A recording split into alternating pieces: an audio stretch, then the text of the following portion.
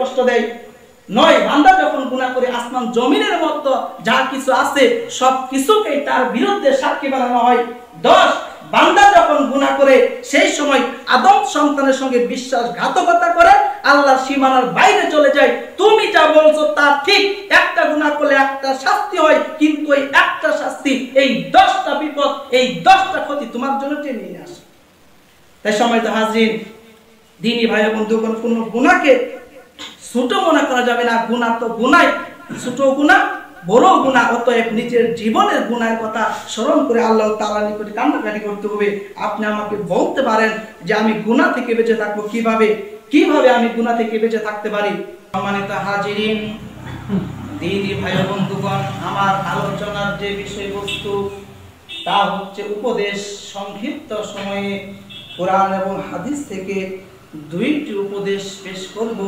আল্লাহ যেন আমাদেরকে বোঝার মতন, আমল করার মতন তৌফিক দান করে, সকল বলুন আমিন।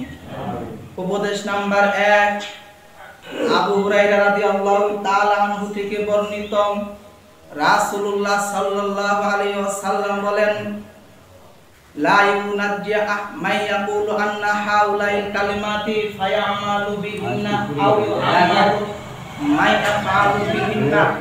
রাসূলুল্লাহ সাল্লাল্লাহু আলাইহি ওয়াসাল্লাম বলেন, তোমাদের মাঝে এমন কেউ কি আছে যে আমার কথাগুলো গ্রহণ করবে এবং সে অনুরূপ আমল করবে, এবং সে এমন কাউকে বলবে যে অনুরূপ আমল করবে। তখন সাহাবী আবু হুরায়রা বললেন, ফাকুলতু আনা ইয়া রাসূলুল্লাহ ফাখাযা বিয়াদি ফাআতা খামসা। হে আল্লাহর নবী, আমি আছি, আপনার কথা গ্রহণ করব, আপনি যা বলবেন আমি তা গ্রহণ করব, আপনি যা বলবেন আমি তা আমল করব, আপনি যা বলবেন আমি তা মানুষের কাছে পৌঁছে দিব। এরপর রাসূলুল্লাহ সাল্লাল্লাহু আলাইহি ওয়াসাল্লাম আবু হুরায়রার হাতটা ধরলেন, হাতটা ধরে গুনে গুনে 5টা কথা বললেন। তিনি বললেন, হে আবু হুরায়রা, তুমি 5টা কাজ করবে, তাহলে আল্লাহ তোমাকে 5টা পুরস্কার দিবে। যে ব্যক্তি 5টা কাজ করবে আল্লাহ তাকে 5টা পুরস্কার দিবে। যে ব্যক্তি এই 5টা কাজ করবে সে ব্যক্তি আল্লাহর পক্ষ থেকে 5টা পুরস্কার পাবে। সুবহানাল্লাহ। 1, ইত্তাকিল মাহারিমা তাকুন আবদান নাস। আল্লাহ যা হারাম করেছেন তা থেকে তুমি বিরত থাকবে, তাহলে তুমি পৃথিবীর মধ্যে সবচাইতে ইবাদতগুজার আল্লাহর ওলি হতে পারবে। সুবহানাল্লাহ। তাহলে বলেন তো, যদি কেউ আল্লাহর ওলি হতে চায় তাহলে তাকে কি করতে হবে? আল্লাহ যা হারাম করেছেন, আল্লাহ যা নিষেধ করেছেন তা থেকে বিরত থাকতে হবে। তাহলে ওই ব্যক্তি এই পৃথিবীর মধ্যে সবচাইতে হতে পারবে ইবাদতগুজার। এই পৃথিবীর মধ্যে সবচাইতে ওই ব্যক্তি আল্লাহর ওলি হতে পারবে। সুবহানাল্লাহ। তাহলে আল্লাহর ওলি যদি হইতে চাই তাহলে আল্লাহ যা নিষেধ করেছেন, যা হারাম করেছেন তা থেকে বিরত থাকতে হবে। আল্লাহ সুবহানাহু ওয়া তাআলা সূরা আন-নাসিয়াতে 40 এবং 41 নাম্বার আয়াতে বলেন, ওয়া আম্মা মান খাফা মাকামা রাব্বিহি ওয়া নাহান নাফসা আনিল হাওয়া ফাইনাল জান্নাতা হিয়াল মাওয়া। যে ব্যক্তি আল্লাহর সামনে দাঁড়ানোকে ভয় করে, যে আমাকে একদিন আল্লাহ তাআলার সামনে দাঁড়াইতে হবে, আমাকে একদিন মৃত্যুবরণ করতে হবে, এবং সেই ব্যক্তি প্রবৃত্তির অনুসারী হয় না, প্রবৃত্তির আদেশ মোতাবেক চলে না, প্রবৃত্তি যে দিকে নিয়ে যায় সেই দিকে যায় না, ওই ব্যক্তি কি করে? আল্লাহর সামনে দাঁড়ানোকে ভয় করে এবং প্রবৃত্তির আদেশ মোতাবেক চলে না। মহান রব্বুল আলামিন বলেন, ফাইনাল জান্নাতা হিয়াল মাওয়া। ওই বান্দার, ওই ব্যক্তির একমাত্র ঠিকানা হলো জান্নাতুল মাওয়া। সুবহানাল্লাহ। একমাত্র ঠিকানা কই? জান্নাতুল মাওয়া। কোন ব্যক্তির? ওই ব্যক্তির যে ব্যক্তি ভয় করে যে আমাকে একদিন আল্লাহ তাআলার সামনে দাঁড়াইতে হবে, আমাকে একদিন মৃত্যুবরণ করতে হবে, আমাকে একদিন আল্লাহ তাআলার সামনে দাঁড়াইতে হবে। যে ব্যক্তি এই ভয় করে, এই ভয়, এই ভীতি যার মনের মধ্যে আছে, এবং সে ব্যক্তি কি করে? আরো একটা কাজ করে, যে প্রবৃত্তির আদেশ মোতাবেক চলে না। প্রবৃত্তি কাকে বলে? ইচ্ছা স্বাধীন চলবে যে প্রবৃত্তিকে মেনে নিবে সে জাহান্নামে যাবে। সে কেন? কারণ জাহান্নামের ঘেরাওটা হচ্ছে প্রবৃত্তিতে ঘেরাও করানো। ইচ্ছা স্বাধীন যে ব্যক্তি চলবে, ওই ব্যক্তি প্রবৃত্তিকে মেনে নিবে, ওই ব্যক্তি জাহান্নামের মতো নিক্ষিপ্ত হবে। কারণ জাহান্নামের ঘেরাওটা হচ্ছে প্রবৃত্তিতে ঘেরাও করানো। আর প্রবৃত্তি কাকে বলে? ইচ্ছা স্বাধীন চলা, মন যেটা চায় সেই কাজ করি, কোরআন এবং হাদিস মানি না, রাসূল সাল্লাল্লাহু আলাইহি ওয়াসাল্লাম আদেশ নিষেধ আমরা মানি না, তার মানে মন যেটা চায় সেটাই করলাম। এই কাজ যে ব্যক্তি করবে, ইচ্ছা স্বাধীন যে ব্যক্তি চলবে, ওই ব্যক্তি প্রবৃত্তিকে মেনে নিবে। আর যে ব্যক্তি প্রবৃত্তিকে মেনে নিবে, ওই ব্যক্তি স্থান হবে জাহান্নাম। তাই আল্লাহ সুবহানাহু ওয়া তাআলা বললেন, ওয়া মান খাফা মাকামা রাব্বি ওয়া নাহান্না নাফসা আনিল হাওয়া, যে ব্যক্তি আল্লাহর সামনে দাঁড়ানোকে ভয় করে, যে আমাকে একদিন আল্লাহ তাআলার সামনে দাঁড়াইতে হবে এবং প্রবৃত্তির আদেশ মোতাবেক চলে না, প্রবৃত্তি যেদিকে নিয়ে যায় সেদিকে না গিয়ে কোরআন এবং হাদিস মোতাবেক জীবন যাপন করে, কোরআন এবং হাদিস মোতাবেক চলে, ফাইনাল জান্নাতা হিয়াল মাওয়া, ওই বান্দার একমাত্র ঠিকানা হলো জান্নাতুল মাওয়া। সুবহানাল্লাহ। অতএব যে কথা বলতেছিলাম, রাসূলুল্লাহ সাল্লাল্লাহু আলাইহি ওয়াসাল্লাম আবু হুরায়রার হাতটা ধরলেন, হাতটা ধরে তিনি আবু হুরায়রাকে বললেন, হে আবু হুরায়রা, তুমি 5টা কাজ করবে, তাহলে 5টা পুরস্কার পাবে। এক, ইত্তাকিল মাহারিমা তাকুন আবদান নাস, আল্লাহ যা হারাম করেছেন তা থেকে তুমি বিরত থাকবে, তাহলে তুমি এই পৃথিবীর মধ্যে সবচাইতে ইবাদতগুজার আল্লাহ ওলি হতে পারবে।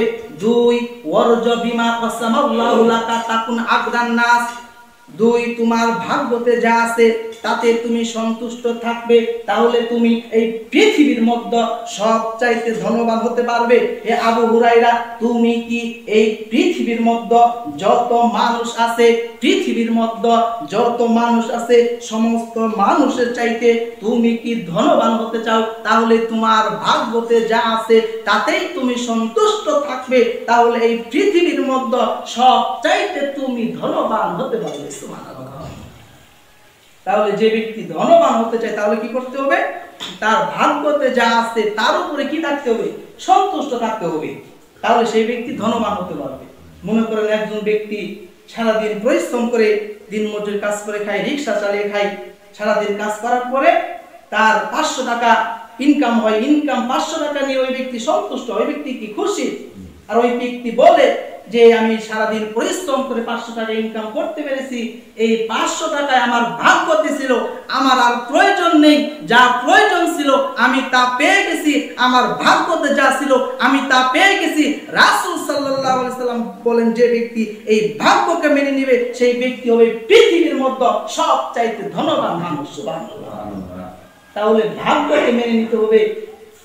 যার কিছু লাগে না, যার কিছু প্রয়োজন নেই, সেই ব্যক্তি হচ্ছে সবচেয়ে ধনী। যার কিছু লাগবে না সেই ব্যক্তি ধনী না, সেই ব্যক্তি ধনী। মনে করেন একজন ব্যক্তির 500 কোটি টাকা আছে, তার চিন্তা, তার ফিকির যে আরো 500 কোটি টাকা কিভাবে করানো যায়, কিভাবে চললে আরো 500 কোটি টাকা আসবে, তার আরো চিন্তা, তার আরো ফিকির আরো 500 কোটি টাকা বানাবার জন্য। তাহলে যার 500 কোটি টাকা আছে ওই ব্যক্তি ধনী নয়। কেন? কারণ তার আরো লাগবে, তার আরো কিছু প্রয়োজন, তার অভাব লেগেই আছে। আর যে ব্যক্তি 500 টাকা ইনকাম করে খুশি, ভাগ্যকে মেনে নেই, তার লাগবে না, তার কিছু প্রয়োজন নেই, তার মানে তিনি হচ্ছে সবচাইতে সুখী, তিনি হচ্ছে সবচাইতে ধনবান, যার কিছু প্রয়োজন নেই। তাই আল্লাহ রাসূল আবু হুরায়রাকে বলে, আবু হুরায়রা, তুমি কি ধনবান হতে চাও? তাহলে তোমার ভাগ্যতে যা ঘটছে, তোমার ভাগ্যতে যা আছে তুমি তা নিয়ে সন্তুষ্ট থাকো, তাহলে তুমি সবচেয়ে ধনবান হতে পারবে। এখানে একটা হাদিস আনি, যা ইবনে মাজাহ 4107 নাম্বার হাদিস। হাদিসে কুদসি মহান রব্বুল আলামিন বলেন, ইয়া আবনা আদম তাফাররাক লি ইবাদাতি আমলান সাদরাকা গিনান ওয়া আশুদ্দা ফাকরুন সাদরাকা ওয়া ইল্লাম তাফআল লাম তুসাদরাকা সুবলা। আল্লাহ সুবহানাহু ওয়া তাআলা বলে, ইয়া আবনা আদম, হে আদম সন্তান, তাফাররাক লি ইবাদাতি, তোমরা আমার ইবাদত করো, তোমরা আমার ইবাদতে নিষ্ঠ হও। যদি তোমরা আমার ইবাদত করো তাহলে আমি মহান রব্বুল আলামিন তোমাদের অন্তরটা যে আছে, আমি আল্লাহ সুবহানাহু ওয়া তাআলা তোমাদের এই অন্তরটাকে অভাব মুক্ত করে দেব, তোমাদের অন্তরে কোনো অভাব থাকবে না। আর আমি আল্লাহ রব্বুল আলামিন তোমাদের চতুর্দিক থেকে আমি আল্লাহ সুবহানাহু ওয়া তাআলা দরিদ্রতা একেবারে চিরতরে মোচন করে দেব। সুবহানাল্লাহ। তাহলে আল্লাহর ইবাদত করলে কি হয়? অন্তরের অভাব দূর হয়ে যায়। অন্তরে পেরেশানি দূর হয়ে যায়, আর দরিদ্রতা আল্লাহ তাআলা মোচন করে দেয়। আল্লাহ তাআলা এই হাদিসের মধ্যে আবার বললেন, হে পৃথিবীর মানুষ, হে আদম সন্তান, যদি তোমরা আমার ইবাদত না করো তাহলে মনে রাখবে আমি আল্লাহ তোমাদের অন্তরটাকে অভাব দিয়ে পরিপূর্ণ করে দিব, অন্তরটা অভাব দিয়ে ভর্তি করে দিব, অভাব লেগেই থাকবে, অন্তরে যে একটা সুখ, এই অন্তরের সুখ পাবে না। আর আমি আল্লাহ সুবহানাহু ওয়া তাআলা নিজে দায়িত্ব নিয়ে তোমার কাছ থেকে দরিদ্রতা কোনোদিন মোচন করা হবে না, চতুর্দিক থেকেই দরিদ্রতা তোমাকে গ্রাস করে নিবে। তাহলে আল্লাহ সুবহানাহু ওয়া তাআলা নিজে দায়িত্ব নিয়ে যদি দরিদ্রতা আপনার চতুর্দিক থেকে যদি দরিদ্র আপনার উপরে চাপিয়ে দেয়, তাহলে পৃথিবীর কোনো ধন সম্পদ নেই, রাজা বাদশা নেই যে দরিদ্রতা আপনার কাছ থেকে মোচন করে দিতে পারবে, কারো ক্ষমতা নেই। তাই আল্লাহ সুবহানাহু ওয়া তাআলা বললেন, ইয়া ইবনে আদম তাফাররাক লিইবাদাতি, ইয়া আদম সন্তান আমার ইবাদত করো, ইবাদত করলে তোমাদের অন্তরের পেরেশানি দূর হয়ে যাবে, ইবাদত করলে আমি আল্লাহ সুবহানাহু ওয়া তাআলা তোমাদের সাইড থেকে যে বিপদ আছে, বালা মুসিবত আছে, আমি আল্লাহ সুবহানাহু ওয়া তাআলা সবকিছু কি করে দিব, দূর করে দিব। তাহলে এই হাদিস থেকে প্রমাণ হয় আল্লাহর ইবাদত করলে মানুষের রিজিক কি হয়ে যায়, বৃদ্ধি হয়ে যায়, মানুষের রিজিক বেড়ে যায়। আল্লাহ তাআলা ইবাদত করলে মানুষের আমল বৃদ্ধি হয়ে যায়, আর মানুষের রিজিক বৃদ্ধি হয়ে যায় আল্লাহর ইবাদত করলে। আর মানুষের রিজিক বদ্ধ হওয়ার একটা মাত্র কারণ, যে কারণ, সেই কারণটা হচ্ছে পাপ। পাপের কারণে মানুষের রিজিক বন্ধ হয়ে যায়, পাপের কারণে মানুষের রিজিক কমে যায়। আল্লাহ সুবহানাহু ওয়া তাআলা আদম আলাইহিস সালামকে জান্নাতের খাবার খাওয়ায় নাই, খাওয়াইছে, বন্ধ হবে কেন? পাপের কারণে। মুসা আলাইহিস সালামকে আল্লাহ সুবহানাহু ওয়া তাআলা জান্নাত থেকে খাবার খাওয়াইছে, খাওয়ায় নাই, খাওয়াইছে, বন্ধ হবে কেন? পাপের কারণে। আল্লাহ সুবহানাহু ওয়া তাআলা আদম আলাইহিস সালামকে বলে, আদম জান্নাতের মধ্যে যাও, জান্নাতের মধ্যে থাকো, খাও, ঘোরাফেরা করো, কিন্তু জান্নাতের মধ্যে একটা গাছ আছে, ওই গাছের নিকটে যাও না, গাছের ফল তুমি খায়ো না। আদম আলাইহিস সালাম শয়তানের ধোঁকায় পড়ে গেলেন, আল্লাহর আদেশ অমান্য করলেন। আল্লাহ সুবহানাহু ওয়া তাআলার আদেশ অমান্য করাটাই ছিল আদম আলাইহিস সালামের জন্য পাপ। তিনি পাপ করলেন, অপরাধ করলেন, জান্নাতের খাবার বন্ধ হয়ে গেল, তাকে জান্নাত থেকে পৃথিবীর জমিনে পাঠিয়ে দেওয়া হলো। তাই সময়ত হাজির, আমাদেরকে কি করতে হবে? আল্লাহর ইবাদত করতে হবে। আল্লাহর ইবাদত করলে রিজিক বৃদ্ধি হয়ে যায়, রিজিক বেড়ে যায়। অতএব যে কথা বলতেছিলাম, আবু হুরায়রা থেকে বর্ণিত, রাসূলুল্লাহ সাল্লাল্লাহু আলাইহি সাল্লাম আবু হুরায়রাকে বললেন, হে আবু হুরায়রা, তুমি 5টা কাজ করবে, তাহলে আল্লাহ তোমাকে 5টা পুরস্কার দিবে। 1, ইত্তাকিল মাহারিমা তাকুন আবদান নাস, আল্লাহ যা হারাম করেছেন তা থেকে তুমি বিরত থাকবে, তাহলে তুমি পৃথিবীর মধ্যে সব চাইতে ইবাদতগুজার আল্লাহর অতি ওলি হতে পারবে। 2, ওয়ারজু বিমা কসামাল্লাহু লাকা তাকুন আবদান নাস, তোমার ভাগ্যতে যা আছে তাতেই তুমি সন্তুষ্ট থাকবে, তাহলে তুমি পৃথিবীর মধ্যে সব চাইতে ধনবান হতে পারবে। হে আবু হুরায়রা, তুমি কি ধনী হতে চাও? যদি তুমি বলো যে আমি ধনী হতে চাই, তাহলে তোমার ভাগ্যতে যা আছে তা নিয়েই তুমি সন্তুষ্ট থাকো, তাহলে তুমি পৃথিবীর মধ্যে সবচাইতে ধনবান হতে পারবে। 3, ওয়াহসিন ইলা জারিকা তাকুন মুসলিমা, তুমি তোমার প্রতিবেশী যারা আছে তাদের সঙ্গে ভালো আচরণ করবে, তাহলে তুমি পরিপূর্ণ মুমিন হতে পারবে। হে আবু হুরায়রা, তুমি কি মুমিন হতে চাও? তুমি যদি বলো যে আমি মুমিন হতে চাই, তাহলে তুমি তোমার প্রতিবেশী যারা আছে তাদের সঙ্গে ভালো আচরণ করবে। প্রতিবেশী হিন্দু হতে পারে, প্রতিবেশী বৌদ্ধ হতে পারে, প্রতিবেশী খ্রিস্টান হতে পারে, প্রতিবেশী যাই হোক না কেন, প্রতিবেশী তো প্রতিবেশী। যে ব্যক্তি প্রতিবেশীর সঙ্গে ভালো আচরণ করবে, ভালো ব্যবহার করবে, রাসূল সাল্লাল্লাহু আলাইহি সাল্লাম বলেন ওই ব্যক্তি পরিপূর্ণ মুমিন হতে পারবে। সুবহানাল্লাহ। 4, ওয়াহিব্বালিন নাসি মা তুহিব্বু লিনাফসিকা তাকুন মুসলিমা, তুমি নিজের জন্য যা পছন্দ করো অন্যের জন্য তা পছন্দ করবে, তাহলে তুমি পরিপূর্ণ মুসলমান হতে পারবে। হে আবু হুরায়রা, তুমি কি মুসলমান হতে চাও? তুমি যদি বলো যে আমি মুসলমান হতে চাই, আমি পরিপূর্ণ মুসলিম হতে চাই, তাহলে তুমি নিজের জন্য যা পছন্দ করো অন্যের জন্য তা পছন্দ করবে, তাহলে তুমি পরিপূর্ণ মুসলমান হতে পারবে, পরিপূর্ণ মুসলিম হতে পারবে। আমি নিজের জন্য পছন্দ করি ভালো জামা, 500 টাকার জামা, অন্যের জন্য পছন্দ করব। 200 টাকার জামা এরকমটা নয়, নিজের জন্য যে রকম পছন্দ করি অন্যের জন্য ওই রকম পছন্দ করতে হবে। আমি নিজের জন্য পছন্দ করি, আমি ভালো থাকি, ভালো খাই, আমি ভালোভাবে আল্লাহর ইবাদত করি, আমি মানুষের গীবত না করি, একজন আরেকজনের গীবত গাই, আমি এরকমটা মনে করব না। কেন? কারণ আমি মানুষের গীবত গাইতে পছন্দ করি না। যেহেতু আমি এটা ভালোবাসি, আমি অন্যের জন্য ভালোবাসবো, অন্য কোনো মানুষ যেন অন্য কোনো মানুষের গীবত যেন না করে। আল্লাহ রাসূল বলে, আবু হুরায়রা, তুমি নিজের জন্য যা পছন্দ করো তা তুমি অন্যের জন্য তা পছন্দ করবে, তাহলে তুমি পরিপূর্ণ মুসলিম হতে পারবে। 5 ওয়ালা তুকসিরিজ দুআই ফাইন্না কাশরাতাজ দুআই তুমিতুল কুলুব। আল্লাহ রাসূল সাল্লাল্লাহু আলাইহি সাল্লাম বলে, আবু হুরায়রা, 5 নম্বরে তুমি বেশি হাসবে না।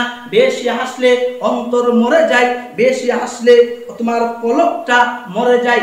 রাসূলুল্লাহ সাল্লাল্লাহু আলাইহি ওয়াসাল্লাম তিনি একদিন সাহাবীদের সামনে বললেন, তোমাদের মাঝে এমন কেউ কি আছে যে আমার কথাগুলো গ্রহণ করবে এবং সে মোতাবেক নিজে আমল করবে এবং সে এমন কাউকে বলবে যে অনুরূপ আমল করবে? তখন সাহাবী আবু হুরায়রা বললেন, হে আল্লাহর নবী, আমি আছি, আপনি যা বলবেন আমি তা গ্রহণ করব, আপনি যা বলবেন আমি তা আমল করব, আপনি যা বলবেন আমি তা মানুষের কাছে পৌঁছে দিব। এরপর আল্লাহর নবী সাল্লাল্লাহু আলাইহি সাল্লাম আবু হুরায়রা হাতটা ধরলেন, হাতটা ধরে গুনে গুনে 5টা কথা বললেন। তিনি বললেন, হে আবু হুরায়রা, 5টা কাজ করবে 5টা পুরস্কার পাবে, 5টা কাজ করলে আল্লাহ 5টা পুরস্কার দিবে। 1, আল্লাহ যা নিষেধ করেছেন তা থেকে বিরত থাকবে, তাহলে তুমি পৃথিবীর মধ্যে সবচাইতে ইবাদতগুজার আল্লাহর ওলি হতে পারবে। 2, তোমার ভাগ্যতে যা আছে তাতেই তুমি সন্তুষ্ট থাকবে, তাহলে পৃথিবীর মধ্যে সবচাইতে তুমি ধনবান হতে পারবে। 3, তুমি তোমার প্রতিবেশী যারা আছে তাদের সঙ্গে ভালো আচরণ করবে, ভালো ব্যবহার করবে, তাহলে তুমি মুমিন হতে পারবে। 4, নিজের জন্য যা পছন্দ করো অন্যের জন্য তা পছন্দ করবে, তাহলে তুমি মুসলিম হতে পারবে। 5, বেশি হাসবে না। বেশি হাসলে অন্তর মরে যায়, বেশি হাসলে অন্তর কলব মরে যায়। আর যখন অন্তর মরে যায় সেই অন্তরে কোরআনের তাসির প্রবেশ করে না। অন্তর যখন মরে যায় অন্তরে হেদায়েত প্রবেশ করে না। অন্তর যখন মরে যায় তখন ওই অন্তরে রাসূল সাল্লাল্লাহু আলাইহি সাল্লামের সুন্নাত প্রবেশ করে না। অন্তর যখন মরে যায় ওই অন্তরের উপরে জং ধরে যায়। অন্তর যখন মরে যায় ওই অন্তরের উপরে মরিচিকা পড়ে যায়। রাসূল সাল্লাল্লাহু আলাইহি সাল্লাম আবু হুরায়রাকে বললেন, হে আবু হুরায়রা, তুমি এই 5টা কাজ করবে, তাহলে মহান রব্বুল আলামিন তোমাকে 5টা পুরস্কার দিবে। তিরমিজি 2305 নম্বর হাদিস। আল্লাহ যেন আমাদেরকে বুঝার মতো আমল করার মতন তৌফিক দান করুন, আমিন। আলোচনার বিষয় উপদেশ নাম্বার 2, বুখারীর 6463 নাম্বার হাদিস। আবু হুরায়রা রাদিয়াল্লাহু তাআলা আনহু থেকে বর্ণিত, রাসূলুল্লাহ সাল্লাল্লাহু আলাইহি ওয়াসাল্লাম বলেন, লা ইউনাজ্জি আহাদা মিনকুম আমালুহু, তোমাদের আমল করছিন কালেও তোমাদের মুক্তি দিবে না। আমলের মাধ্যম দিয়ে তোমরা মুক্তি পাবে না, সালাতের মাধ্যম দিয়ে তোমরা মুক্তি পাবে না। তোমার সালাত তোমাকে জাহান্নাম থেকে মুক্তি দিতে পারবে না, তোমার সিয়াম তোমাকে জাহান্নাম থেকে মুক্তি দিতে পারবে না। এই সিয়ামের মাধ্যম দিয়ে তুমি জাহান্নাম থেকে মুক্তি পাবে না। তোমার দান সদকা তোমাকে জাহান্নাম থেকে মুক্তি দিতে পারবে না। এই দান সদকা করার বিনিময়ে তুমি জাহান্নাম থেকে বাঁচতে পারবে না। তোমাদের আমল তোমাদেরকে মুক্তি দিবে না, আমলের মাধ্যম দিয়ে তোমরা জাহান্নাম থেকে মুক্তি পাবে না। আপনি বলবেন কথাটা কেমন হয়ে গেল? রাসূলুল্লাহ সাল্লাল্লাহু আলাইহি ওয়াসাল্লাম বলেন, মান সাল্লা ইউরাই ফাকাদ আশরাক, যে ব্যক্তি সালাত আদায় করলো মানুষকে দেখাবার জন্য সে শিরক করলো। ওয়ামান সামা ইউরাই ফাকাদ আশরাক, যে ব্যক্তি সিয়াম রাখলো মানুষকে দেখাবার জন্য সে শিরক করলো। ওয়ামান তাসাদ্দাকা ইউরাই ফাকাদ আশরাক, যে ব্যক্তি দান সাদকা করলো মানুষকে দেখাবার জন্য সে ব্যক্তি শিরক করলো। তাহলে অনেক সময় মানুষের আমল মানুষকে জাহান্নামের দিকে নিয়ে যায়। তাই তো রাসূলুল্লাহ সাল্লাল্লাহু আলাইহি সাল্লাম বললেন, লা ইউনাজ্জি আহাদা মিনকুম আমালুহু, তোমাদের আমল করছিন কালেও তোমাদেরকে জাহান্নাম থেকে মুক্তি দিবে না, আমলের মাধ্যম দিয়ে তোমরা মুক্তি পাবে না। তখন সাহাবীগণ আল্লাহর নবীকে প্রশ্ন করলেন, ও ওয়ালা আনতা ইয়া রাসূলুল্লাহ, হে আল্লাহর নবী আপনাকেও না? তখন তিনি বললেন, ওয়ালা আনা, না আমাকেও না, আমিও আমলের মাধ্যম দিয়ে নাজাত পাবো না, আমার আমল আমাকে মুক্তি দিবে না। তবে ইল্লা আইয়াতা গাম্মাদানিল্লাহু বির রহমাতি, আল্লাহর রহমত আমাকে চতুর্দিক থেকে আবৃত করে রেখেছেন, আমার আমল আমাকে মুক্তি দিবে না, আমি মুক্তি পাবো আল্লাহর রহমতে। অর্থাৎ পৃথিবীর মধ্যে যত মানুষ আছে, যত জীব জানোয়ার জড় বস্তু আছে, সবাই মুক্তি পাবে আল্লাহর রহমতে, আল্লাহর দয়াতে, আল্লাহর বরকতে। মানুষ ইবাদত করে জাহান্নাম থেকে বাঁচতে পারবে, আল্লাহর দয়া ছাড়া কোনো ব্যক্তি জান্নাত পাবে না। এরপর রাসূল সাল্লাল্লাহু আলাইহি সাল্লাম বললেন, সাদ্দাদু করিবু ওয়াবজুর রূহু শাইউম মিনাল দুলজাতি ওয়াল কসদু তাবলুগু। রাসূল বললেন, আমার সাহাবীরা আমি তোমাদেরকে বলছি, তোমাদের আমল তোমাদের মুক্তি দিবে না, এই বলে সালাত ছেড়ে দিও না, এই বলে নামাজ ছেড়ে দিও না, এই বলে সিয়াম ছেড়ে দিও না, এই বলে আল্লাহর রাস্তা থেকে দূরে সরে যেও না। তোমরা আল্লাহর নৈকট্য লাভের জন্য চেষ্টা করো, কোন কাজটা করলে আল্লাহ খুশি হয় সেই কাজ করো, আল্লাহর কাছাকাছি যাওয়ার জন্য চেষ্টা করো, কিভাবে আল্লাহকে খুশি করা যায় সেই কাজটা তোমরা করো। সকালে আল্লাহর ইবাদত করো, সন্ধ্যায় আল্লাহর ইবাদত করো, রাতে আল্লাহর ইবাদত করো, রাতের শেষ অংশে তোমরা আল্লাহর ইবাদত করো। মধ্যপন্থী পথ তোমরা অবলম্বন করো, এই মধ্যপন্থী পথ তোমাদেরকে তোমাদের লক্ষ্যে পর্যন্ত পৌঁছায় দিবে। ব্যাখ্যায় এসেছেন এই মধ্যপন্থী পথ তোমাদেরকে আল্লাহ তাআলার দয়াতে, তোমাদেরকে আল্লাহ তাআলার রহমতে, তোমাদেরকে তোমাদের জান্নাত পর্যন্ত পৌঁছে দিবে। সুবহানাল্লাহ। তাহলে মানুষে আমল মানুষকে মুক্তি দিনা কি লাগবে? মুক্তি যদি পেতে চাই কি লাগবে? আল্লাহর রহমত লাগবে, আল্লাহর দয়া লাগবে, আল্লাহর করুণা লাগবে। আল্লাহ সুবহানাহু ওয়া তাআলার রহমত ছাড়া কেউ মুক্তি পাবে না। আর আল্লাহ সুবহানাহু ওয়া তাআলার রহমত তাদের প্রতি করে, আল্লাহ তাআলা যাদেরকে কি করে ভালোবাসেন, আল্লাহ তাআলা যাদেরকে ভালোবাসেন তাদের প্রতি তিনি রহমত করেন, তাদের প্রতি তিনি দয়া করেন। আল্লাহ রাসূল বললেন, তোমাদেরকে বলছি আমল তোমাদেরকে মুক্তি দিবে না, তাই বলে আমল ছেড়ে দিও না। তোমরা চেষ্টা করো কোন কাজ করলে আল্লাহ খুশি হয়, কোন কাজ করলে আল্লাহ সন্তুষ্ট সেই কাজ করো, সালাত আদায় করো, দান সদকা করো, এবং তোমরা দেখো কোন কাজ করলে আল্লাহ খুশি হয়। সকালে আল্লাহর ইবাদত করো, সন্ধ্যায় আল্লাহর ইবাদত করো, রাতে আল্লাহর ইবাদত করো, রাতের শেষ অংশে ইবাদত করো, মধ্যপন্থী পথ অবলম্বন করো। বেশি যে করতে হবে এরকমটা নয়, যতটুকু পারো ততটুকু করো। এই মধ্যপন্থী পথ তোমাদেরকে আল্লাহ তাআলার রহমতে, আল্লাহ তাআলার দয়ার মাধ্যম দিয়ে এই মধ্যপন্থী পথ তোমাদেরকে তোমাদের জান্নাত পর্যন্ত পৌঁছে দিবে। সুবহানাল্লাহ। এই সময়টা হাজরিন দিনী ভাই বন্ধুগণ, মানুষের আমল মানুষকে মুক্তি দিবে না। মুক্তি পেতে কি লাগবে? আল্লাহর রহমত লাগবে। আর আল্লাহর রহমত যদি পেতে চাই, আল্লাহর দয়া যদি পেতে চাই, তাহলে কি লাগবে? কান্না লাগবে। মানুষের আমল মুক্তি দিবে না। মুক্তি পেতে যদি চাই তাহলে রহমত লাগবে। আর রহমত যদি পেতে চাই তাহলে কি করতে হবে? আল্লাহ তাআলার নিকটে কান্নাকাটি করতে হবে। রহমত যদি পেতে চাই তাহলে কান্না লাগবে, কান্নার প্রয়োজন। নিজেকে কখনো নিরাপদ মনে করা যাবে না যে আমি সালাত আদায় করি, আমি নিরাপদ, আমি বেঁচে যাব, আমি দান সদকা করি, আমি নিরাপদ, আমি বেঁচে যাব। এই রকম নিরাপদ নিজেকে মনে করা যাবে না। সবসময় ভয় থাকতে হবে একজন মানুষ যদি জাহান্নামে যায়, ওই একজন ব্যক্তি আমি হতে পারি। আব্দুল্লাহ ইবনে আওয়ান রাহিমাহুল্লাহ বলেন, লা তাসিক বি কাসরাতাল আমাল ফাইন্নাকা লা তাদরি তুকবালু মিনকা আমলা। হে পৃথিবীর লোক, হে পৃথিবীর মানুষ, তোমরা নিজেরা নিজেদের বিষয়ে নিজেদেরকে নিরাপদ মনে করো না, তুমি নিজেদের বিষয়ে আনন্দিত হইও না, নিজেরা নিজেদেরকে আত্মতৃপ্তিতে ভুগো না। সালাত আদায় করে বলো না আমি সালাত আদায় করি, দান সদকা করে বলো না আমি দান সদকা করি, তুমি সিয়াম রেখে বলো না আমি সিয়াম করি, আমি আল্লাহর ইবাদত করি। কেন জানো? কারণ তুমি যে আমল করো, তুমি যে ইবাদত করো, এই তোমার ইবাদত কবুল হয়েছে না হয় নাই এইটা তোমার জানা নাই। আচ্ছা, আমরা ফজর সালাত আদায় করছি না, ফজর সালাত আদায় করছি, কেউ কি বলতে পারবে যে আমাদের ফজর সালাত কবুল হয়েছে? কেউ বলতে পারবে না। একজন ব্যক্তি, একজন সালাফ আর এক সালাফের বাড়ির পাশ দিয়ে যাচ্ছে, যাওয়ার সময় তিনি কান্নার আওয়াজ শুনতে পেলেন। এরপর তিনি ওই ব্যক্তির কাছে গেলেন, যায় সালাম দিলেন। এরপর তিনি বললেন যে আমি কি আসতে পারি? হ্যাঁ আসেন। আচ্ছা আপনি কাঁদেন কেন? তখন তিনি বললেন যে আমি কাঁদবো না, আখিরাতের বিষয় গোপন, পরকালের বিষয় গোপন।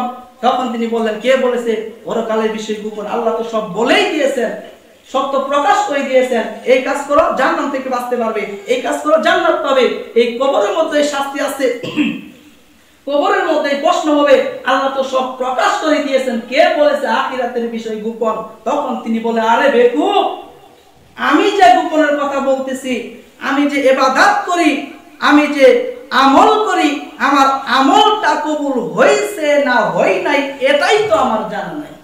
তার মানে আমার মূল যে বিষয়, আসল যে বিষয়, সেই বিষয়টা হচ্ছে গোপন।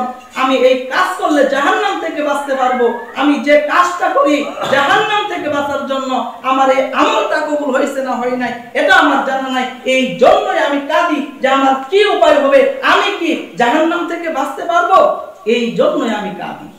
অতএব নিজেকে কখনো নিরাপদ মনে করা যাবে না যে আমি নিরাপদ, আমি বেঁচে যাব, আমি নয় মুক্তি পেয়ে যাবো, এরকম নিরাপদ মনে করা যাবে না। সবসময় ভয়ে থাকতে হবে যে আমার কি উপায় হবে। একজন মানুষ যদি কিয়ামতের দিন বিচারের মাঠে জাহান্নামে যায়, ওই ব্যক্তি আমি হতে পারি। উমর রাদিয়াল্লাহু তাআলা আনহু তিনি কান্নাকাটি করছে। তাকে যা প্রশ্ন করা হলো, হে উমর আপনি কাঁদেন কেন? তখন তিনি বললেন যে আমি কাঁদবো না, আমি উমর আমার ভয় হয় কিয়ামতের দিন বিচারের মাঠে যদি একজন মানুষ জাহান্নামে যায়, ওই একজন ব্যক্তি যদি আমি উমর হয়ে যাই, তাহলে আমার কি উপায় হবে। এই ভয়ে, এই ডরে আমি উমর, আমার মধ্যে কান্না চলে আসে। এই উমরের কথা রাসূল, এই উমর সেই উমর যার ব্যাপারে রাসূল সাল্লাল্লাহু আলাইহি ওয়াসাল্লাম বলে, আমি নবী, আমার পরে কোনো নবী নেই। যদি নবী থাকতো তাহলে আল্লাহ সুবহানাহু ওয়া তাআলা উমরকে নবুয়ত দান করতেন। সেই উমর বলতেছেন যে আমার ভয় হয় যে কিয়ামতের মাঠে একজন মানুষ যদি জাহান্নামে যায়, সেই ব্যক্তি আমি হতে পারি। এই জন্যই আমার মধ্যে কান্না চলে আসে। অতএব নিজেকে নিরাপদ মনে করা যাবে, আল্লাহ তাআলার নিকটে কান্নাকাটি করতে হবে। মনে হয় হাদিসটি আপনাদের জানা নেই যে রাসূলুল্লাহ সাল্লাল্লাহু আলাইহি ওয়াসাল্লাম বলেন, কিয়ামতের দিন বিচারের মাঠে আল্লাহ সুবহানাহু ওয়া তাআলা সবাইকে সুপারিশ করার অনুমতি দিবে। যারা নবী সুপারিশ করবে, যারা ওলি তারা সুপারিশ করবে, যারা জান্নাতবাসী তারা সুপারিশ করবে, যারা শহীদ ব্যক্তিগণ তারা সুপারিশ করবে। সবাই সুপারিশ করার শেষ, আর কেউ নেই। তখন ওই যে আপনি পৃথিবীর জমিনে একদিন আল্লাহ তাআলার নিকটে কান্নাকাটি করেছিলেন, আপনার চক্ষু থেকে একটু পানি পড়েছিল, পানিটা পরে আপনার চুলটা ভিজছিল। ওই চুল কিয়ামতের দিন আল্লাহ তাআলাকে বলবে, আল্লাহ আল্লাহ আজকে তুমি আমাকে অনুমতি দাও, আল্লাহ তোমার এই বান্দার পক্ষে হয়ে আমি তোমার এই বান্দার জন্য সুপারিশ করে তোমার এই বান্দাকে জাহান্নাম থেকে মুক্ত করে একেবারে তাকে জান্নাত পর্যন্ত পৌঁছে দিব। সুবহানাল্লাহ। তাহলে একটা চুল পর্যন্ত কিয়ামতের দিন বিচারে মাঠে আল্লাহ তাআলার নিকটে কান্নাকাটি করবে। যে ব্যক্তি আল্লাহ তাআলার হয়ে কাঁদবে, একটা চুল ভিজলো, সেই চুলটা আল্লাহ তাআলা কি করবে? সুপারিশ করে, সুপারিশ করে আপনাকে জান্নাত পর্যন্ত কি করবে? পৌঁছে দিবে, একেবারে জাহান্নাম থেকে মুক্ত করে। উমর রাদিয়াল্লাহু তাআলা, তাই সময় হাজির, কোনো পাপকে ছোট মনে করা যাবে না। নিজের জীবনে গুনার কথা স্মরণ করে নিজেকে পাপী মনে করে, নিজেকে অপরাধী মনে করে আল্লাহ তাআলার নিকট কান্নাকাটি করতে হবে। কোনো গুনাহকে ছোট মনে করা যাবে না। ছোট গুনাহ গুনাহ, বড় গুনাহ গুনাহ। আরে গুনাহ তো গুনাহ, গুনাহকে কখনো ছোট মনে করা যাবে না। উমর রাদিয়াল্লাহু তাআলার সময় একজন সাহাবী বক্তব্য দিচ্ছে যে একটা নেকি করলে 10টা নেকি হয়, আর একটা গুনাহ করলে একটা শাস্তি হয়, একটা গুনাহ করলে 10টা শাস্তি হয় না। উমর রাদিয়াল্লাহু তাআলা রাগান্বিত হয়ে গেলেন, আরে তুমি কি বলছো? একটা নেকি করলে 10টা নেকি হয়, আর একটা গুনাহ করলে একটা শাস্তি হয়। তুমি কি বলছো? তুমি যা বলছো তা তো ঠিক, একটা গুনাহ করলে একটা শাস্তি হয়, একটা নেকি করলে 10টা নেকি হয়, নেকি বৃদ্ধি হয়, গুনাহ বৃদ্ধি হয় না। একটা গুনাহ করলে একটা শাস্তি হয়। তুমি যা বলছো তা ঠিক, কিন্তু তুমি হয়তো বা জানো না একটা গুনাহ করলে, একটা অপরাধ করলে একটা শাস্তি হয়, কিন্তু এই একটা শাস্তি আরো 10টা বিপদ টেনে নিয়ে আসে, একটা শাস্তি আরো 10টা ক্ষতি টেনে নিয়ে আসে। কি বলছো তুমি? একটা শাস্তি 10টা ক্ষতি টেনে নিয়ে আসে, মানে একটা গুনাহ করলে একটা শাস্তি হয়, তুমি হয়তো বা জানো না 10টা ক্ষতি টেনে নিয়ে আসে। কি 10টা ক্ষতি? এক, বান্দা যখন গুনাহ করে তখন সে আল্লাহকে রাগান্বিত করে। 2, বান্দা যখন গুনাহ করে তখন সে ইবলিসকে সন্তুষ্ট করে, যাকে আল্লাহ সুবহানাহু ওয়া তাআলা অভিশপ্ত করেছেন। 3 বান্দা যখন গুনাহ করে জাহান্নামের নিকটবর্তী হয়ে যায়। 4 বান্দা যখন গুনাহ করে জান্নাত থেকে দূরে সরে যায়। 5 বান্দা যখন গুনাহ করে সেই সময় তিনি তার সবচেয়ে প্রিয় জিনিস অন্তর কলবকে কষ্ট দেয়। 6 বান্দা যখন গুনাহ করে সেই সময় তার কাজে 2 ফেরেশতা নিয়োজিত আছে, তিনি ফেরেশতাদের কষ্ট দেয়, মালাকদের কষ্ট দেয়। 7 বান্দা যখন গুনাহ করে তখন তিনি অপবিত্র হয়ে যায়, তার মানে গুনাহ করার আগে ছিল পবিত্র, গুনাহ করার সাথে তিনি অপবিত্র হয়ে যায়। 8 বান্দা যখন গুনাহ করে সেই সময় তিনি নবীকে রাসূলকে কষ্ট দেয়। 9 বান্দা যখন গুনাহ করে আসমান জমিনের মধ্যে যা কিছু আছে সব কিছুকেই তার বিরুদ্ধে সাক্ষী বানানো হয়। 10 বান্দা যখন গুনাহ করে সেই সময় আদম সন্তানের সঙ্গে বিশ্বাসঘাতকতা করে আল্লাহর সীমানার বাইরে চলে যায়। তুমি যা বলছো তা ঠিক, একটা গুনাহ করলে একটা শাস্তি হয়, কিন্তু এই একটা শাস্তি এই 10টা বিপদ, এই 10টা ক্ষতি তোমার জন্য টেনে নিয়ে আসে। তাই সময় তো হাজরিন, দিনী ভাই বন্ধুগণ, কোন গুনাহকে ছোট মনে করা যাবে না। গুনাহ তো গুনাহ, ছোট গুনাহ বড় গুনাহ। অতএব নিজের জীবনের গুনাহের কথা স্মরণ করে আল্লাহ তাআলার নিকটে কান্নাকাটি করতে হবে। আপনি আমাকে বলতে পারেন যে আমি গুনাহ থেকে বেঁচে থাকবো কিভাবে আমি গুনাহ থেকে বেঁচে থাকতে পারি?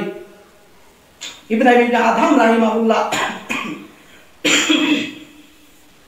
তার কাছে একজন ব্যক্তি আসলেন, আসার পর তাকে বললেন, হে ইব্রাহিম ইবনে আদহাম, আপনি আমাকে গুনাহ করার অনুমতি দিন। তখন তিনি বললেন, কি বলছো? গুনাহ করার অনুমতি মানে? গুনাহ করার কোনো অনুমতি নেই। তখন তিনি বললেন, আচ্ছা আমি তোমাকে গুনাহ করার অনুমতি দিলাম। গুনাহ করার অনুমতি আছে যদি তুমি 5টা কাজ থেকে বিরত থাকতে পারো। কয়টা কাজ? 5টা কাজ। 1, যখন তুমি গুনাহ করবে সেই সময় আল্লাহর দেয়া রিজিক খাবে না। তখন তিনি বলেন, আল্লাহর দেয়া রিজিক খাবো না, খাবো কি? আচ্ছা আমি জানি না, তুমি যখন গুনাহ করবে আল্লাহর দেয়া রিজিক খাইতে পারবে না। তখন তিনি বললেন, এটা আমাদের সম্ভব নয়। 2, তুমি যখন গুনাহ করবে সেই সময় আল্লাহর দেয়া জমিনে থাকতে পারবে না। তখন তিনি বলেন, আল্লাহর দেয়া জমিনে থাকবো কই? আমি এটা জানি না, গুনাহ করে আল্লাহর দেয়া জমিনে থাকতে পারবে না। তখন তিনি বললেন, 3, তুমি যখন গুনাহ করবে এমন এক জায়গায় গুনাহ করবে আল্লাহ যেন না দেখে। তখন তিনি বললেন, এই আসমান এবং জমিনের মধ্যে এমন কোন স্থান নেই, এমন কোন জায়গা নেই যে জায়গাতে আমি গুনাহ করতে পারবো, আল্লাহ দেখবে না। তখন ইব্রাহিম ইবনে আদম তাকে বললেন, তোমার কি লজ্জা লাগে না?